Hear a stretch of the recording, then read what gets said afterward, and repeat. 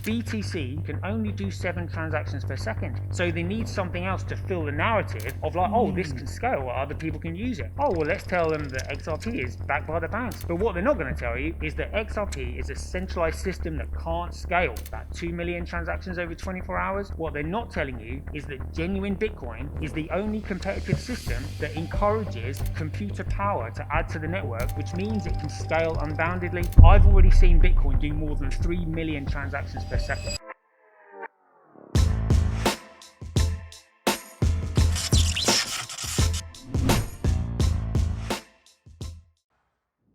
Hi guys, and welcome back to another episode of the Podghost podcast.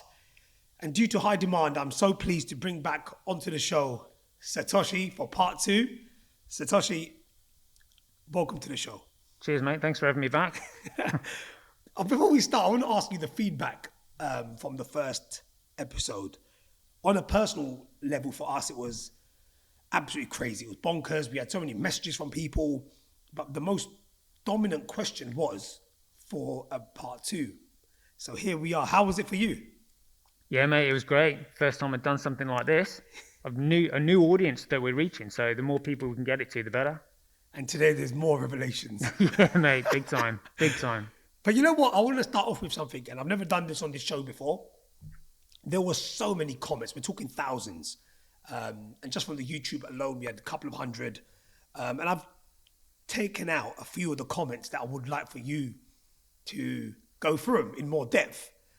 Because a lot of these comments got a lot of traction online. So I want to clear that up. So you're cool with that? Yeah, mate. Do it. Okay. So the first comment we got was, wow, I have never heard a better description of the beast system from the book of Revelation than this guy's explanation of how Bitcoin actually works. It's the perfect Trojan horse that I suspected it would be from the moment that I first heard of Bitcoin. Yeah, I totally get that one. And that's actually a really important question to answer. Okay.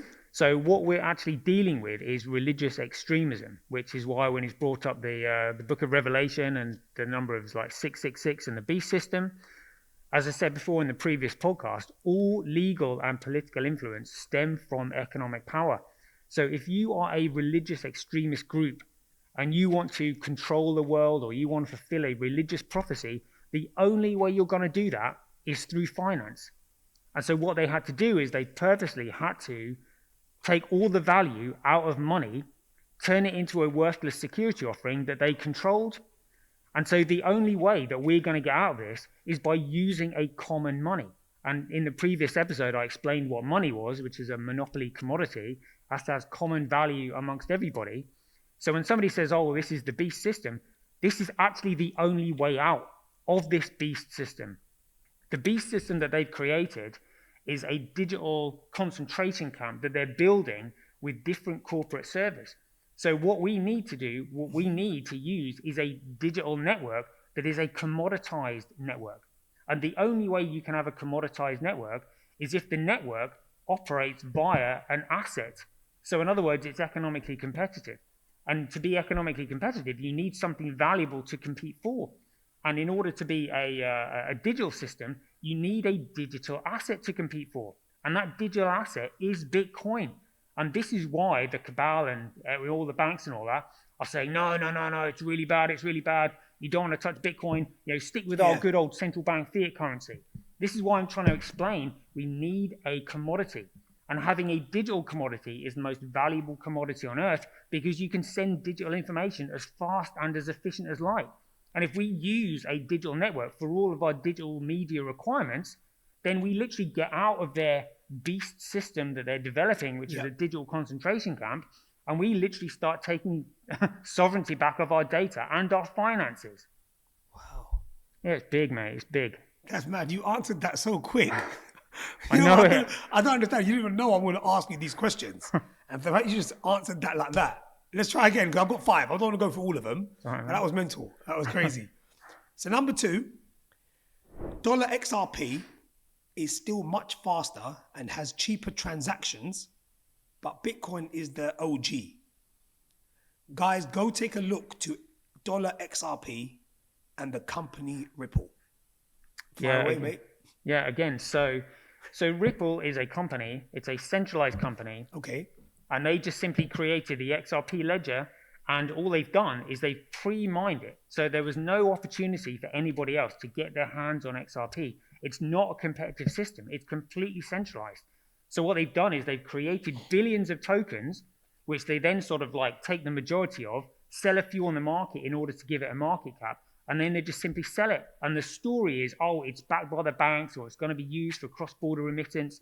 You know, a BTC, which everybody thinks is Bitcoin, can only do 7 transactions per second. So they need something else to fill the narrative of like, oh, this can scale, or other people can use it. Oh, well, let's tell them that XRP is backed by the banks. But what they're not going to tell you is that XRP is a centralized system that can't scale. And if it can't scale, it can only do about 2 million transactions over 24 hours. What they're not telling you is that genuine Bitcoin is the only competitive system that encourages computer power to add to the network, which means it can scale unboundedly. I've already seen Bitcoin do more than 3 million transactions per second. And Visa and MasterCard are stuck at 50 to 60,000. Same with XRP. They are all stuck with the unbounded scaling problem, which is where you can't replicate software more than a certain number of times. All the digital networks in this world are stuck at 50 to 60,000 transactions per second. Visa and MasterCard central banks, nobody can scale more than that. Bitcoin is the only network that can scale, that solves the unbounded scaling problem. And they don't want you to know that, which is why they're saying, oh, BTC doesn't work, look at XRP. That's it. Simple as that. Yeah. Bloody hell. So you've got all these things stored in your head, man. It's crazy. I'm going to change up now. I like this one. I wonder, where does XRP, HBAR, and XLM, utility-based cryptocurrencies, stack up in what he said? Yeah, so again, XLM, which is Stellar, and XRP are designed by the same person, Jed McCaleb. Jed McCaleb created XRP.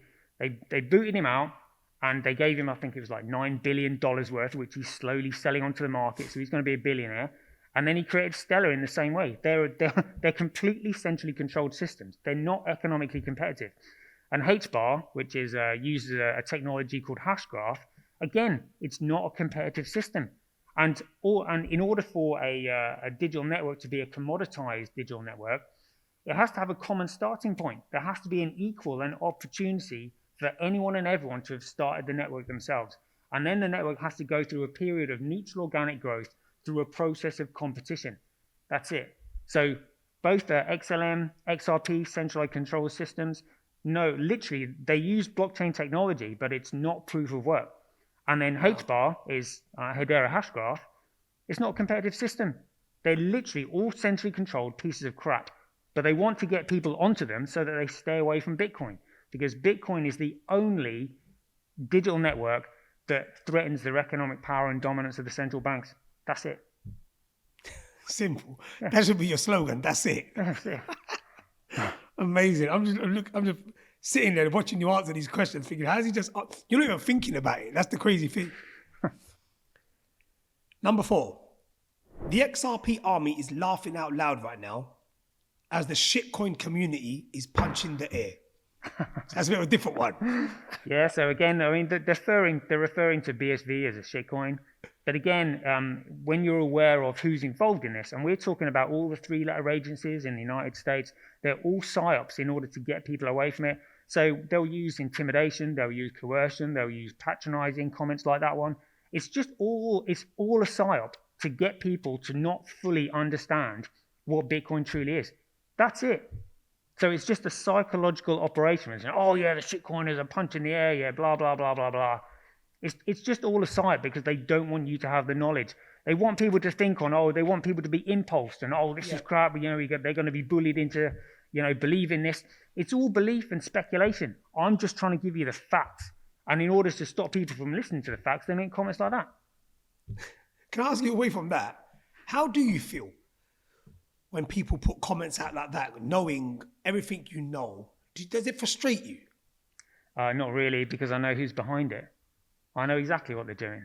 And I showed you the M1 money stock graph the other day, what they printed in 2020 from an economic perspective, there is absolutely no question as to what the future is that they want for us. They are literally going to annihilate everybody in order to fulfill their religious prophecy. That's it. So the way I look at this, I'll ignore that comment, because everybody is going to suffer the same fate unless people realize what they're up to and how we get out of this. And the only way we get out of this is by using a common money. And so this lot, what they want is a totalitarian one world government. And you can't have a one world government if people are using a one world money, because they can't enrich themselves. And if they can't enrich themselves, they don't have an economic advantage over anybody. So literally the only way we get out of this is by using a common money. And the best common money is a common digital network. You need a common digital asset. And data can only be commoditized one way, which means there will only be one digital commodity. They know this, I know this, but people like you and your listeners don't, which is why I'm trying to educate you on it. It's that important. So when you say annihilate, do you mean actually wipe us out? Yeah, literally. Like if you look at the Georgia Guidestones, they said specifically on there, keep the world's population under 500 million. We're talking about 7 billion population on this planet, and they want to reduce it to 500 million. The chances of us being in that 500 million are very slim. Very slim. So if someone wants to live, what do you have to do? Mate, Bitcoin is the only way out of this. Literally, all the answers are economic. All legal and political influence stem from economic power. Armies need financing. And that's why this lot had to basically turn money, they had to wait for money to emerge, the gold standard. Then they had to make it worthless by turning it into paper that only they could print themselves. And this sort of comes on to the next bit, which is like how they've done it over the last 100 years. My God. All right, one last question, then we can go into all of that, because right. I'm sure that's stuff that we all would love to listen to. Number 5, it starts off with fuck off. Bitcoin is the biggest scam of all. This guy is full of shit.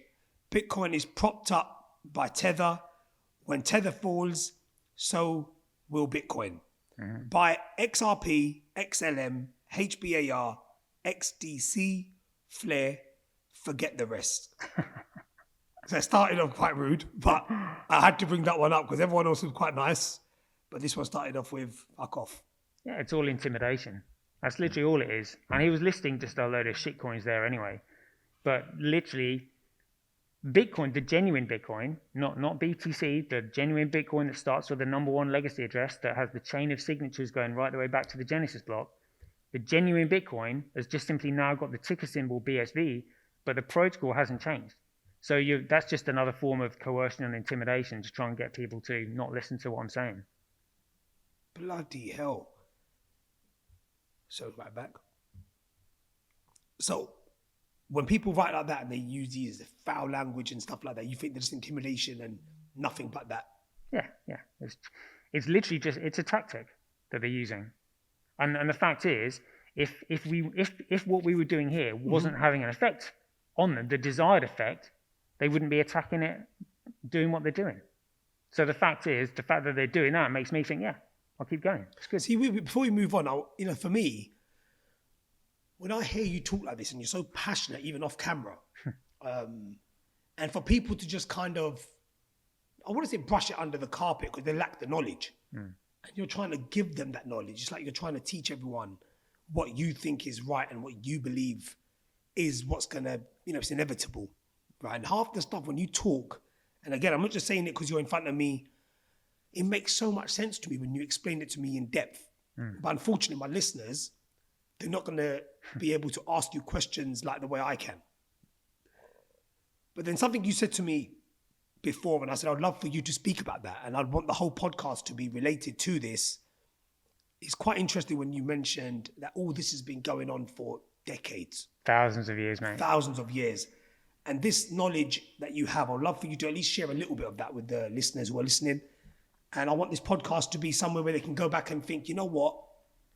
Do they believe it? Or do they believe it's just one big hoax or it's the conspiracy on your side? So I'd like you to start off with all of that sort of stuff, to be honest. If that's obviously all right with you. Yeah, well, let's go back to where this thing started then. So this whole thing started in the book of Samuel, 1 Samuel 15:3, which was written 1028 BC. where God gave his instruction to his chosen people. He said, now go and destroy Amalek. Kill everyone, spare no one, kill every man, woman, child, suckling baby, calf, camel, sheep, and donkey. And we, unfortunately, are Amalek. And they want to destroy all of us. And so they've literally been following the word of God since 1028 BC.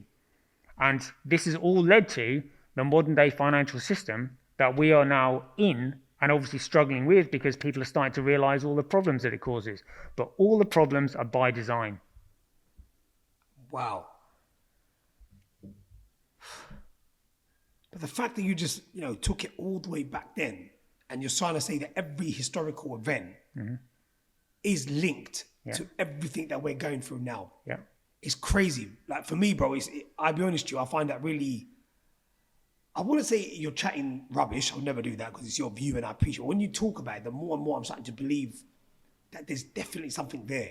Yeah. But obviously, because it's the first time I'm listening to this, it'll take me a bit more time to look into it, to start understanding it a lot better. Yeah. How long ago did you start looking into this? Oof. And when did it come to you that, you know what, this whole thing it's all just one big conspiracy? So it was 2017 that really got me looking into it, because I'd known prior to that, being a small business owner, that the issue that all businesses have got is the medium of exchange that they're using. If you're using a toxic medium of exchange that continues to go down in value, unless you can somehow increase your prices in line with inflation or somehow reduce your overheads, you're constantly fighting an uphill battle to stay profitable and in business. And so the issue is an inflationary medium of exchange, an inflationary financial system. And this is why people used to use gold, because gold was fixed in supply. You can't grow gold. The amount of gold that's in the ground is fixed. Yeah, you can mine it, but the supply is still fixed. Gold doesn't grow. That's it. Once you've mined it all, it's all been extracted from the ground. Nobody has control over the supply of it. And so what we need is to use a resource that's fixed in supply, that nobody can manipulate. You can't inflate it, you can't deflate it, but it needs to effectively be infinitely divisible so that the value never stops going up. And this is why Bitcoin is the most perfect money, because it's digital. You can always increase the decimal place in it. You can always divide it further. It's literally the most perfect money, which is why this lot, I suspect, probably realized this and shit themselves, and they started speeding things up. And like I said in the previous podcast, people are starting to wake up. People are starting to notice. They're just like, this isn't right. Why are they doing this? That doesn't make sense. Surely they can't be that incompetent. But the fact is, when they're saying, oh, they can't be that incompetent, surely, what they don't realize is that it's religious extremism. It's all planned. And the only way we get out of this is by using a common money, which is Bitcoin. They know it. I know it. The only people who don't know it are the people like your audience, and that's why they don't want me talking about it. Mental. Yeah. I want to go back onto the timestamps that you were sharing with me. And honestly, I really want to go into them. All right. Maybe if you can go into so many of them, we'll be here all day. But I wanted to speak about the most important timestamps from maybe going down in order, so it's a lot easier to understand. Yeah. And your knowledge on them and how it was related to what we're talking about now. Excellent. All right, yeah. You like this, don't you? Yeah, mate, let's get into it. So I'm looking forward to having this conversation with somebody who's got an entrepreneurial mind like yourself. Thank you. Because it's entrepreneurs that are going to get us out of this, no one else. We need people with creative minds who are going to be like, I can solve this problem. Because that's what entrepreneurs are problem solvers. How can I change this? How can I improve it? What's this missing? They are the minds that are going to get out of this. But in order to come up with a solution, you first of all have to fundamentally understand the problem. And so this is what entrepreneurs are going to enjoy. It's like, right, how have they done this? What problem are we faced with? How can we get out of it? Right? So this is where it started from. So remember how you had Napoleon initially sort of like trying to conquer Europe and bring Europe together? Yep. Well, one of the things that God says in the book of Daniel regarding the European Union is that thou shalt not cleave. God's specific instruction in the book of Daniel was that the European nations will never come together. And this is why they the satanic worshippers, want to create the European Union because it goes against the word of God that was in the book of Daniel. So initially what they did is they encouraged Napoleon. And again, it's all in the name of world peace. We need everybody to come together so that there are no more wars. But in order for everybody to come together, we just need to wipe everybody out. That's what they're doing. So they encouraged Napoleon to initially sort of try and unify Europe together by conquering everybody. However, they can't allow those who are not in their specific religion to actually have the power.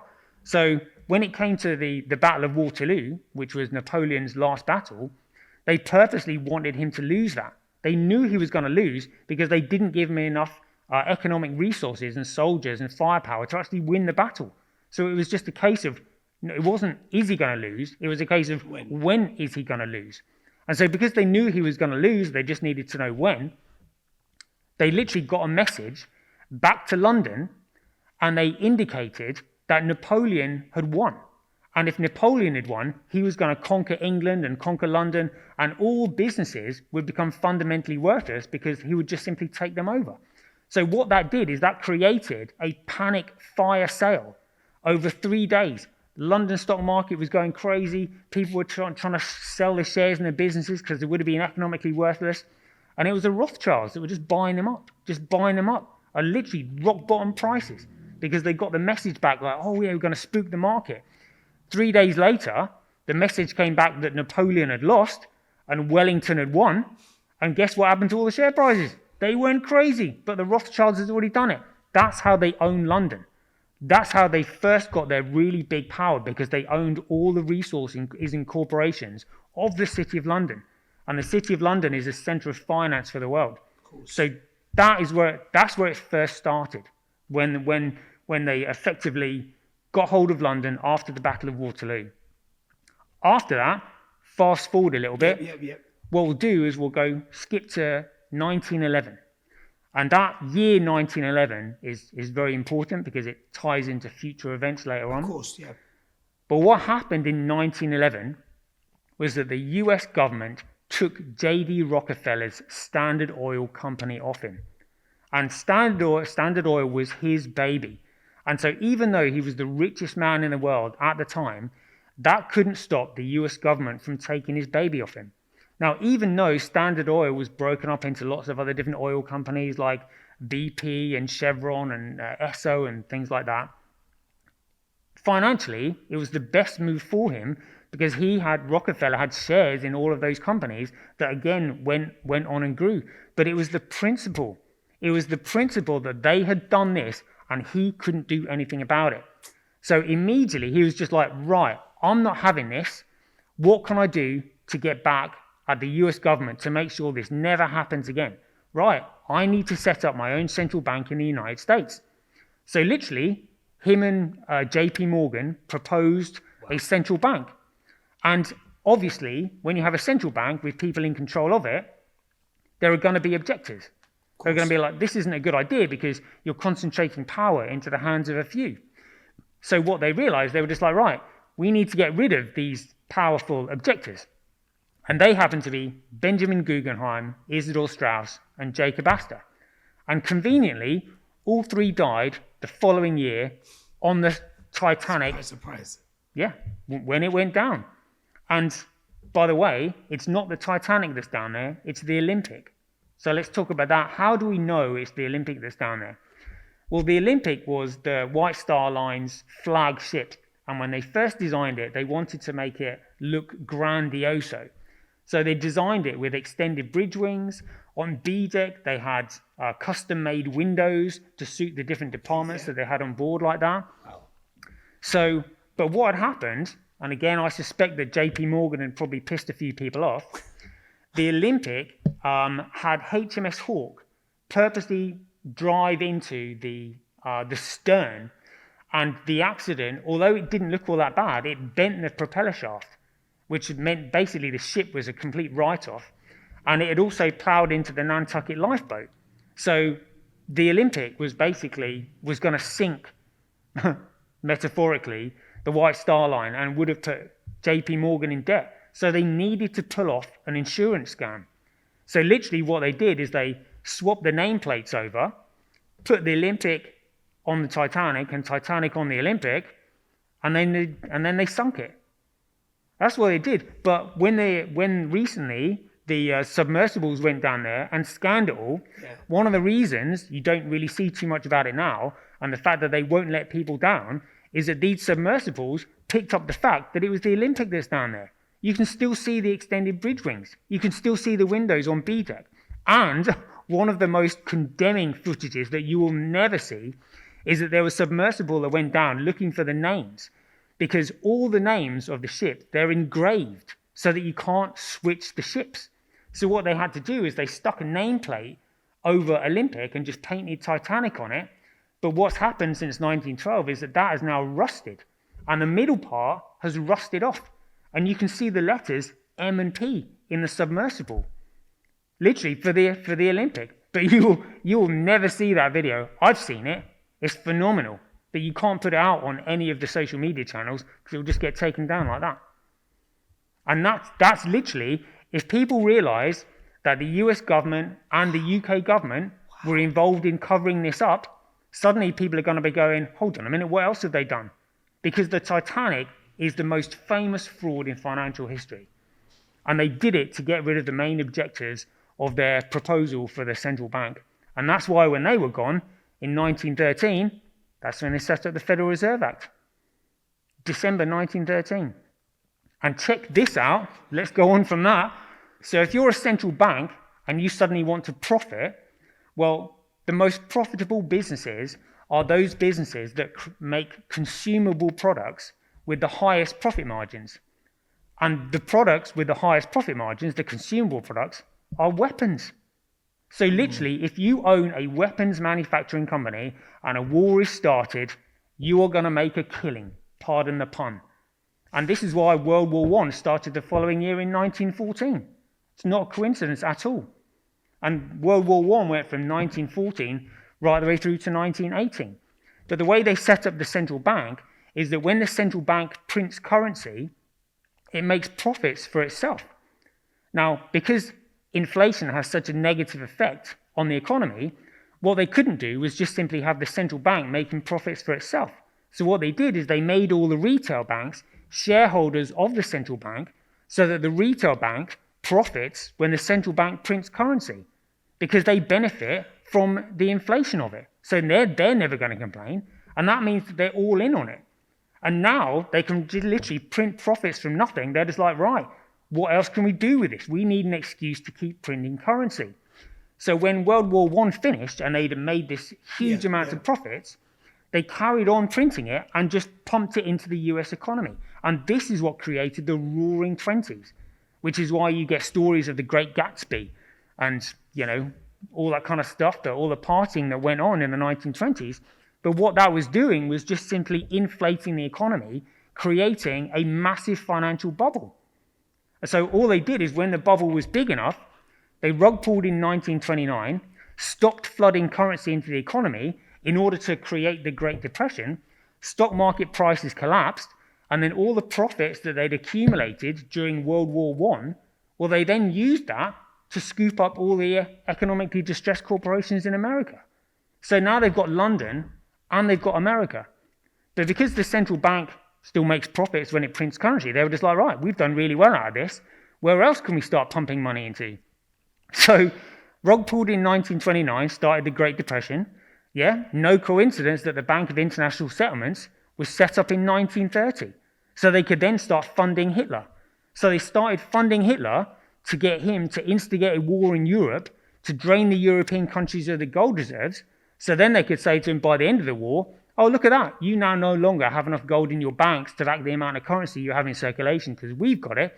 So therefore, your currency is going to be backed by our currency, and it's our currency that's going to be backed by gold because we've got it. And that's why the Bretton Woods Agreement came about in 1944, and that's exactly why the war finished the following year in 1945, because they'd got what they wanted. But they didn't stop there. Like immediately, they go straight on to the next thing. So when the war finished in 1945, what they then needed to do was somehow scoop up all the European corporations that Hitler had decimated for them. So what they did is they started pumping money, currency, into the US economy to overvalue or overinflate all the corporations they'd stolen during the Great Depression to legitimately raise capital against them to purchase all the European corporations that Hitler had decimated. So now they've got London, America, and they've got Europe. And then they were just like, right, well, we're doing really well here. What else can we do? Well, suddenly you've got the Japanese economic miracle following you next. From 1970 right the way through to 1990, where they literally, there was a time when one of the gardens in Japan, literally like a tiny plot of land, cost more than the entire country of Canada. Literally, that's how much they inflated it by. Rug pulled. So people think that Japan is a model for capitalist society. Japan is a nation of cartels owned and controlled by the central bank. And that's why you had the economic collapse in the 1990. And then they did the same to the tiger economies in the 2000s, which was South Korea, Thailand, and Indonesia. They literally own absolutely everything. And that's why we're in so much trouble now. And after that, from 2000 onwards, they were planning COVID. And here we are, having this podcast. Oh my God, all that. It's like, it's mad how you just linked it all. Yeah. It's crazy how you just linked all of that from then till COVID. Well, let's go back and do a little bit more, right? Yeah, I want to hear more of this. I'm sure everyone who's watching is probably just like me. I'm just quietly listening. It's crazy, like I just said to you, how it's all linked in and it's making so much sense. Mm-hmm. And guys, whatever you think, put it in the comments, because if anyone thinks what I'm thinking, then there is definitely some sort of absolute truth in this, because especially the Titanic bit, you got me there. I was like, what? Fucking that film was fucking fake then. Yeah. Yeah, it's a psyop. They just don't want people to believe it. So where is the real Titanic then? In the Mediterranean. Sank during the Second World War. But it's not called Titanic now. No, it was called, they switched the names. So the Titanic they switched the name to the Olympic. So that's called the Olympic now. Yeah. And it's in the Mediterranean. And can anyone go and see it? Well, they sunk it. It sunk during, I think it was used as a Red Cross ship. Oh, okay, sorry. So that's sunk as well? Yeah. God, first time I'm hearing that, guys. The Titanic was a hoax. It was a big sham. And they put Leonardo DiCaprio in it. So it's probably why they made such a big movie now. Absolutely. To get everyone's mind thinking, how sad. Yeah. Celine Dion at the top. Yeah. They can't say, if you repeat a lie often enough, it becomes truth. That's how they work. So they just keep repeating over and over and over. The Titanic, the unsinkable ship that sank, the Titanic. My favourite movie, man. Yeah, it was good. I can't watch it no more. But anyway, go back to more dates, because I know with you, Tosh, there was so much you spoke about. Even before the podcast, there was like a list of so many things, and you've gone into a few, but I wanted to go in a bit more because I think it's very interesting. Honestly, I feel like a lot of people do let these things go through them. They won't even consider it or think like you said, COVID and all these things that we're listening to, and we just think they're just things that happen. You even mentioned, and I want to bring this up, the Twin Towers, September 11. Yeah. Now, whether you want to go into that a bit later, because there must have been events that happened before that got into that. Yeah. I found that mad. I found that insane when you were telling me over the phone. I said, "Oh, you know what? I need this out there. I would love it for people to get involved and for people to listen to it, and they can make their own decision up." Yeah. So I'll just fill in the blanks here then. Yeah. So we got 1815 was the Battle of Waterloo.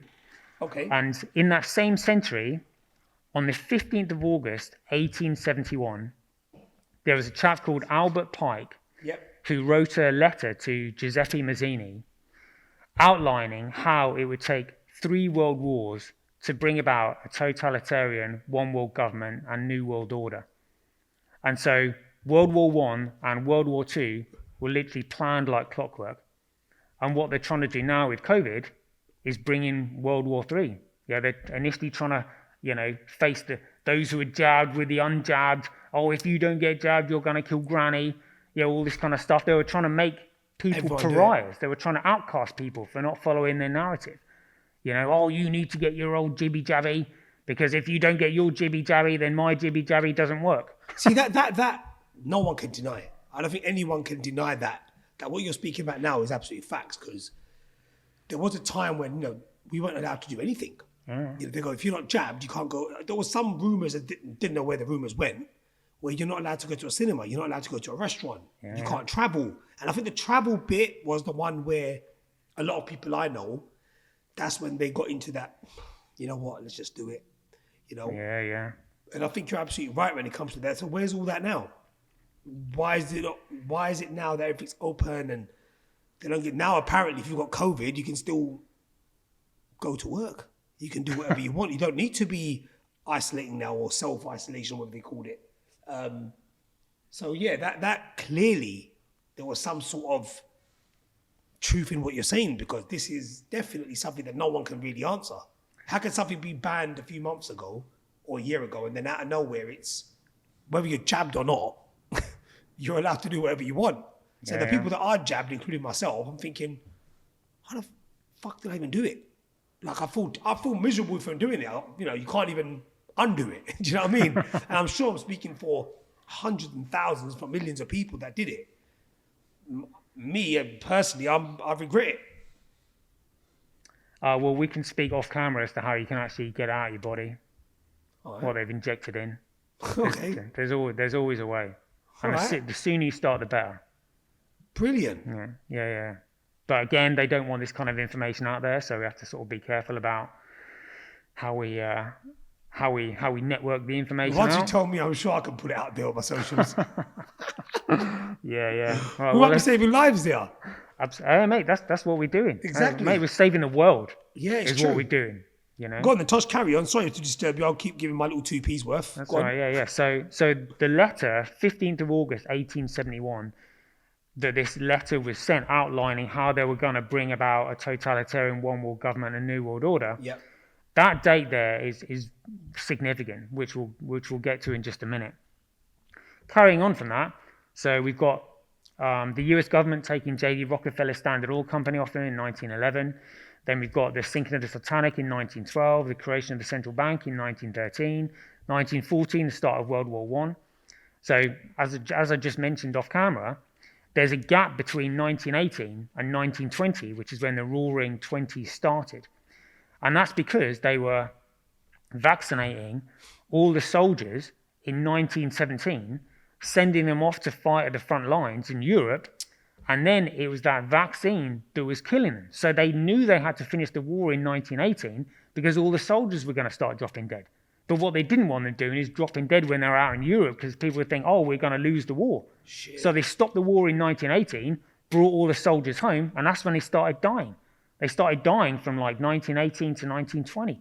They killed more people with their vaccination program than they actually killed in World War I. And then during the 1920s, when we had this, the Roaring Twenties, what people miss out is that we also had the Armenian slaughter, the G-side, and then there was also Red October in Russia. They called it the Bolshevik Revolution. But basically, it was this lot slaughtering as many Christians and Muslims as they possibly could. They killed tens of millions.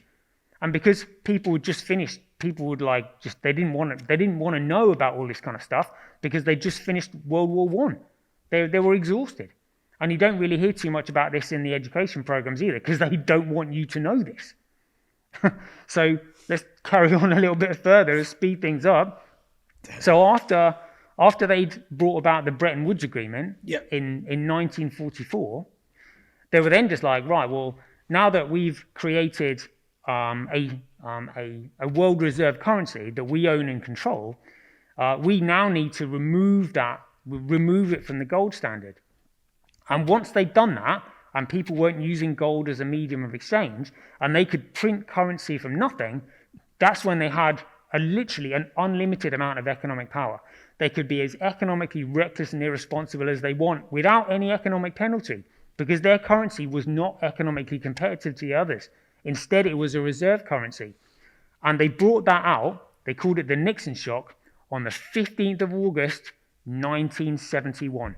It was the 100-year anniversary to Albert Pike's letter to Mazzini, outlining how it would take 3 world wars to bring about a totalitarian one world government and a new world order.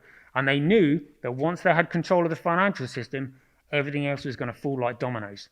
And like as Henry Kissinger said, he said, who controls the food supply controls the people. Those who control the energy can control the whole continent. Who controls money controls the world. So if you get control of the financial system, all of your other plans, like taking over the control of like the energy companies and utilities and the farmers and the food supply, they're just going to fall like dominoes. So that's why they did the Nixon shock on the 15th of August 1971.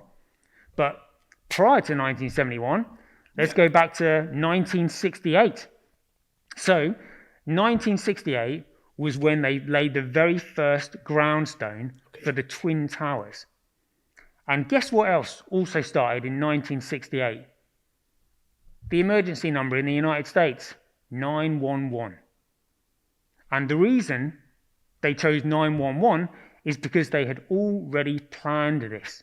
So they created the Twin Towers with a mesh structure because they wanted to make sure that they were indestructible, because they couldn't afford a terrorist organization to take them down, because they wanted to take them down on the day that they planned. So they built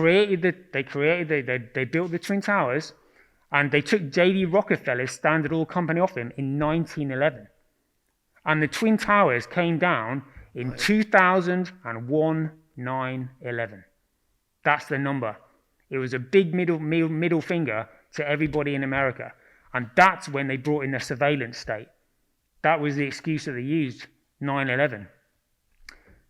The year before, they'd also brought in the Commodities Futures Modernization Act, signed into force by Bill Clinton, which added deregulation to the financial markets. Now, that deregulation was covered up by the acts of 9/11. People weren't concentrated on it. But deregulation leads to financial bubbles. Of course. So it was this deregulation that was covered up by 9/11 that led on to the financial crisis in 2008, where they were stealing people's homes. That was the whole point. They want to rob people of their homes. So that happened in 2008. Then we've got the flash crash, May 6, 2010. $1 trillion wiped off the Dow Jones. Literally, the market disappeared. And even the traders were just like, the market can't disappear. Is it gone? Yeah, the market can't disappear. They said it was a glitch in the systems. But what they were doing is they were selling billions of dollars of shares, again creating a panic fire sale, just like they did in 1815, when everybody had thought Napoleon had won. So they created a massive panic fire sale and then just simply bought the majority of shares and the market bounced back within an hour. So they want to control, they want to get majority shareholdings in all the major companies. And that's how they've done it. So they've done loads, mate. Like, we are in so much trouble. And people have no idea how close they are to checkmating us. And literally, because they own all the world's resources, but what underpins it is their control of the financial system. So if they lose control of the financial system, they lose control of everything. And that's why they're going so hard at Bitcoin. Massively. And they don't want this information out here that I'm telling you and your listeners. Bloody hell, bro. I'm just like completely shocked. Should be. I'm completely taken back by it, man. I'll be real with you. The 9/11 thing just made so much sense. Yeah, So clearly you don't think it was what they say it is. It's all bullshit, mate. Or just, let's talk about Building 7. Nobody wants to talk about it. The news reporters were reporting on Building 7, which was the Salomon Brothers building. Oh, we heard another one has come down. Well, the reason it came down without even an airplane touching it is because the passengers on board Flight 93 brought the plane down. It was that plane that went down in the field that was meant to go into Tower 7. But because it didn't reach there, they were just like, well, it's all rigged up. We're going to have to blow it up anyway. We're just somehow going to have to cover it up. So when you look at the 9/11 report, the report doesn't mention World Trade Center 7 at all because they can't explain it. No steel-structured building has ever come down in the history of the world because jet fuel can't burn at a high enough temperature to melt steel. The only thing that can melt steel and bring a steel frame tower down is thermite. And the only people that have got access to thermite is the US military. Period. That's it. Fucking hell, bro. Bro, how do you remember all this? You know, I'm just watching you thinking, why are you giving all these dates? Like, I know it's something you're very passionate about. Mate, they're going to kill me. They're going to kill everybody. Like, when you realise what they're going to do, you'll be amazed in how motivated you can get. That's serious. Mate, if you look at the M1 money stock in 2020, the M1 money stock is... Yeah, let's talk about that, bro. Sorry, for the guys that don't know, I'm actually going to put a picture up while you're talking. It'll be literally on the side of you. I'll make sure you put that graph up so you can explain that graph to people, because I think it's only fair if they actually see the graph while you're talking. Mm-hmm. So take that away. So the M1 money stock is the circulating supply of M1 money, which is the world reserve currency. Okay. Now, this line should never move because any increase in it represents inflation. And inflation leads on to economic devastation and hardship. It's also counterfeiting. So that line should never move. Suddenly, when it gets to 2001, it starts to increase because we've got the war in Afghanistan. 20 years that war went on for. Yeah. And all it was just simply a currency printing exercise. But that line went up and up and up, but suddenly it gets to 2020, and this thing goes through the roof, vertical. $16 trillion in a couple of months.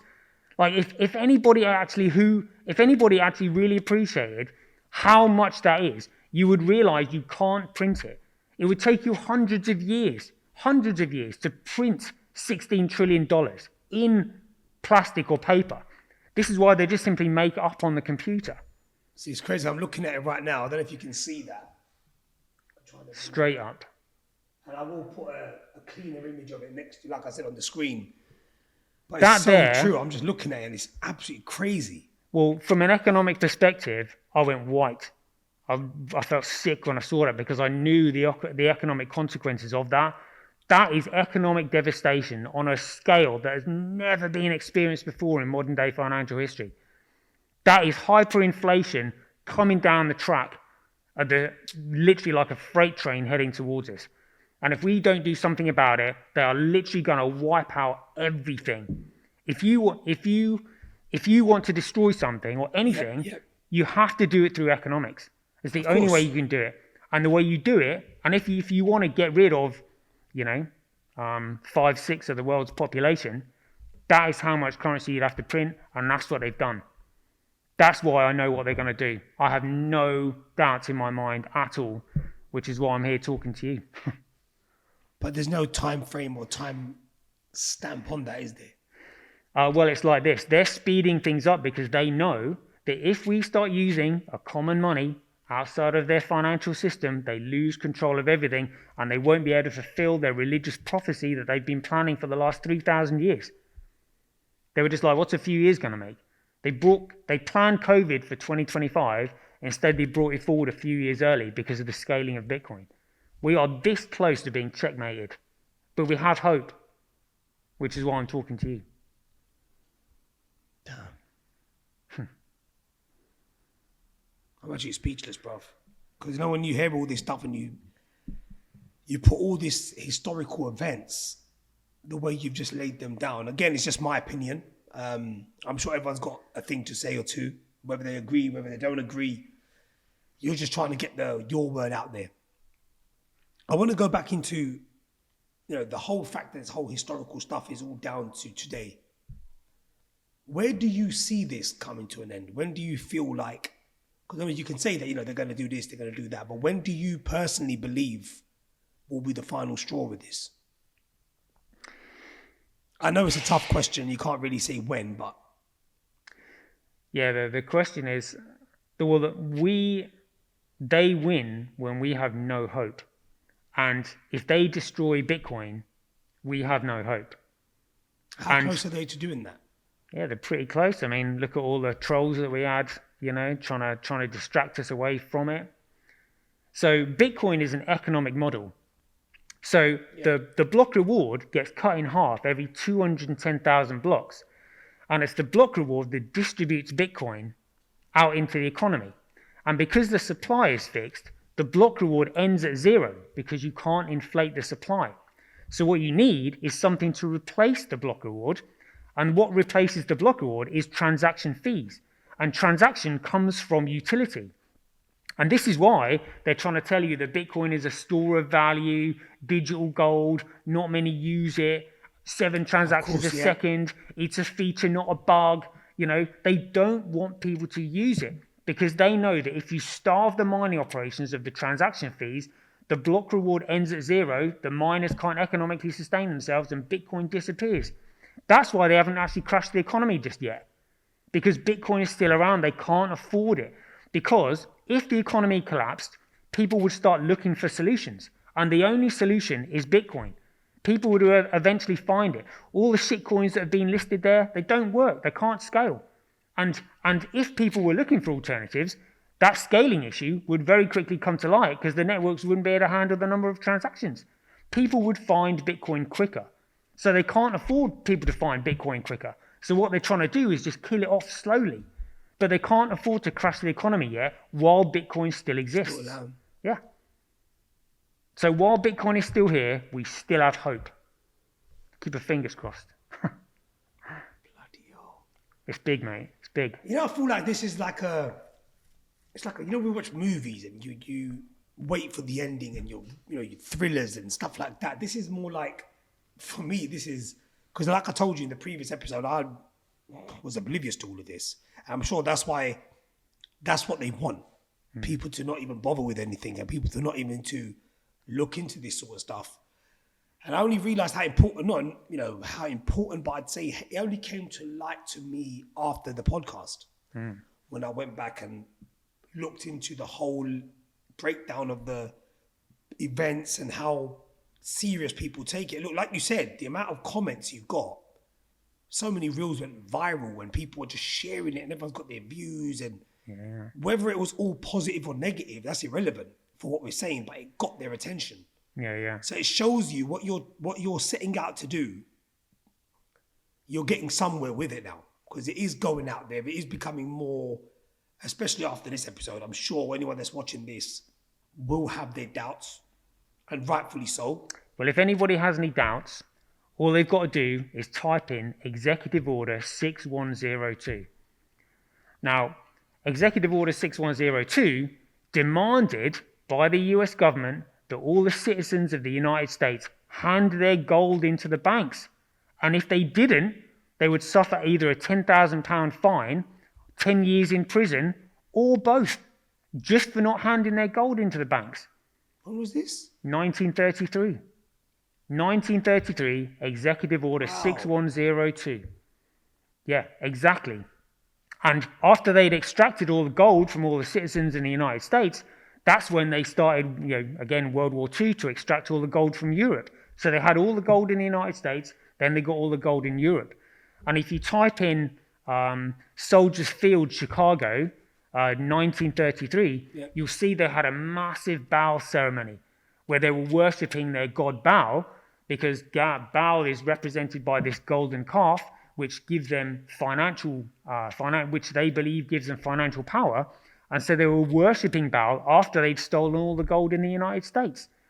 They were then, after that, that's when they were going to implement a coup d'etat of the US government, and they were going to install a fascist dictatorship.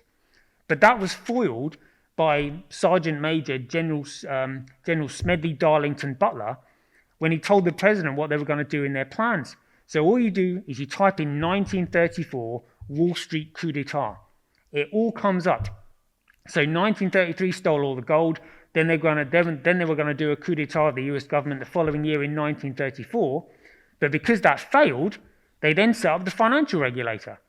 So because they couldn't install the fascist dictatorship, they were like, right, we failed in that, but what we'll do is control the financial system through a financial regulator. That's why the SEC was formulated in 1934. So it's the bad guys that control the financial regulators. Yeah. And that's why the regulators have failed in their duty to protect the public against all these digital Ponzi schemes, because the SEC is controlled by the banks. So the SEC is meant to be your protector, the regulator, but it's financed by the bad guys who are trying to screw you over. That's why they've allowed all these Ponzi schemes to exist. They know about them. Absolutely. Deep down, they know. Yeah. They absolutely know about it. They know about Bitcoin's fundamentals right the way to its core, which is how they know that if you want to make Bitcoin fundamentally worthless, you remove the digital signatures from the transaction data. The digital signature is the only thing that proves I've sent a transaction and that you've received it. There's no other way to prove it at all. That's what you need, is the signature that gives it authorization. So if you remove the digital signature from the transaction, you move all contractual credibility and all economic value. And that's what they did in 2017. I was like, whoa, what's going on here? And that's when I started researching. So all of this history that I've just shown you, we're now in 2025. I've been researching this since 2017. That's why I know it all. Wow. You can tell because you know the way you've studied it isn't something that comes to you overnight. It's not like you watched a movie or watched a book or anything. You've done this clearly for a very long time. And I feel like, even during this podcast, I feel like the knowledge you have is so helpful. I feel like, I'm obviously going to go back and look into this a lot more because it's quite scary if you think about it. We live in this world where we feel like we know everything. Mm-hmm. And it's funny because everyone who thinks about it deeply, they all know about the whole, the conspiracies, the wars, but they can't put together everything, because our minds can't think that develop, there's certain sectors that we all know about, but we're not that educated enough to know everything falls into place. Now we look at this stuff that's going on with the wars today and we look at what's going on and openly they're saying it's not wrong. Now that is absolutely pathetic. If you ask me, this is my opinion. You can't be doing what you're doing and then have people backing that.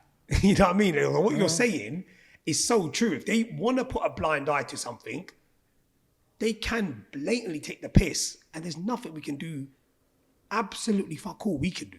Yeah, they own everything. They own the politicians, they own the media, they own the resources, they own they own all the weapons manufacturers. They own everything. That's how screwed we are. And literally, it's finance that underpins everything. If you want to get somebody to do something, you economically motivate them. So if you can just print economic power from nothing, there's nothing that you can't afford. There's no resources you can't afford. There's no politician you can't bribe. There's no hitman you can't pay. Everything. Money talks here. Yeah, and this is why we need to remove their power from money. But funnily enough, and I'm not religious, but all my investigations have led me back to religious prophecies. If you look at the book of Daniel, going back to Nebuchadnezzar's dream, he dreams about this giant festival made of clay and iron. Then the next part was made of bronze, the next part was made of silver, and the next part was made of gold. And what happens is this boulder comes down and smashes the base of this giant, and everything crumbles. Now, if you ask me, I would say the clay and the iron probably represents the Iron Age. The bronze represents Rome. Silver represents sterling silver in the City of London. Gold represents the Federal Reserve and how they've stolen the gold in Executive Order 6102 and World War II and all that. I would say the rock that smashes everything is Bitcoin. And they know it. And again, what they're doing is they're just simply following the religious prophecies, for example, in the book of Deuteronomy as well. I mean, this is why there's so many things that are happening now that are actually pre-written, which is why they don't want people to start looking at previous religious texts, because that's what they're following. It's almost like previously religious texts are a pretext for what they're actually doing. They're trying to bring about religious prophecy, which is the end times and the return of the Messiah. See, it all goes into, like you just said, the religious side of things. Like you mentioned the Antichrist, you mentioned things like devil worshipping and all that sort of stuff. It's a whole different can of worms, and we can go into that. But it all does feel like it's all just one big, I want to call it a game, but I'd call it it's just one big You know what I'm trying to say. It's just one big story that's Well, what you're talking about here, Yeah. like, I would encourage people to read Rockefeller's Secret Covenant. It's all outlined in there. And number one in his Secret Covenant, he says, an illusion it will be, so large, so vast, it will escape their perception. Those who see it will be thought of as insane. And the only people that have got the intellectual capacity to see it are entrepreneurs. Entrepreneurs will see what they've done. Because if you're entrepreneurial, you'll be like, if that's what I wanted to achieve, if I was like a really, if I was an evil mastermind, that's what I would have done. And that's what this lot did. So in the 1934 coup d'etat of the US government was foiled by Major General Smedley Darlington Butler. But because it was foiled, they were just like, right, well, now that we can't actually install a totalitarian fascist dictatorship, what we'll do is we'll get control of the financial system. And that's why they started the SEC in 1934. So the SEC, the SEC is paid for and funded by the banks. And this is why the regulator hasn't protected people from these digital Ponzi schemes, because they need these Ponzi schemes in order to distract people away from Bitcoin, in order to keep the central power that they have through the central banks. That's bloody absolutely insane, that is. Well, from an entrepreneurial point of view, it's brilliant. If you were an evil mastermind, that is what you would do. And this is why it's going to take entrepreneurs to get us out of this, because only entrepreneurs have the creative mind and the understanding, and the initiative. But I also think people that want to look into it, whether you're an entrepreneur or not, what you're basically stating, and like I mentioned about what's going on around the world today, they're literally telling you a black sheet is white. Yeah. And we are being forced into believing killing is normal. Yeah. And I'm not going to go into the whole political side of things because that's not what you're here for. But it is a fact that when people want to be ignorant and want to be arrogant and say, whatever he's talking about, he's chatting shit, they can't deny what they're seeing with their eyes today. So we are technically blinded by the media.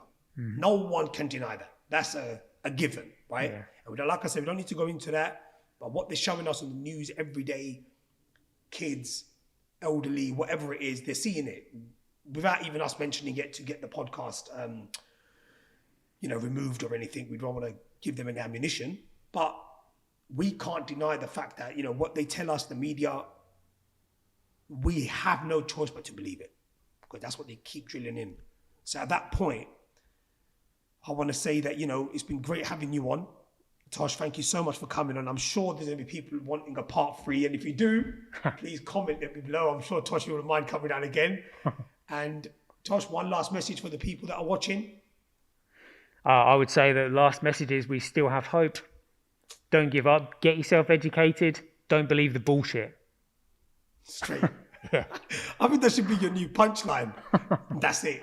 Yeah, don't believe the bullshit. That's it. So there you have it, guys. Another fantastic episode.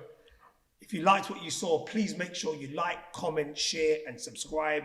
And I will leave any relative links in the description below, like the graphs and stuff like that. I'll have everything in the description below. I'll run that through with Tosh anyway.